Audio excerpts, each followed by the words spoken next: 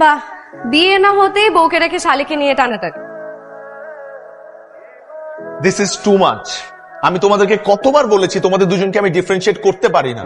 এই ফাইজলামের মানে কি? বারে একটা মাত্র দুলা ভাই, আমি একটু রসিকতা করবো না? না, করবা না। দেখো, তোমাদেরকে আমি অনেকবার বলেছি যে তোমরা স্পেসিফিকলি কিছু জিনিস আলাদা করবা, যেমন হয় কপালে বাচ্চাদের মতো একটা টিপ দিবা অথবা গালে একটা আর্টিফিশিয়াল তিল দিবা, তাহলে তো চিনতে পারবো। ফোন দিয়েছেন কেন?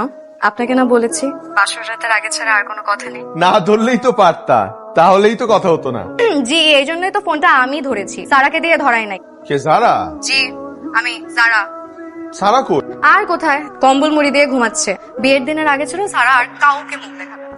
ওকে ওঠাও, শপিং এ যেতে হবে, কাল রাতেই তো বলে রেখেছি। পসিবল না, আপনি তো সারাকে আর বাসর রাতের আগে ছাড়া দেখতেই পাবেন না।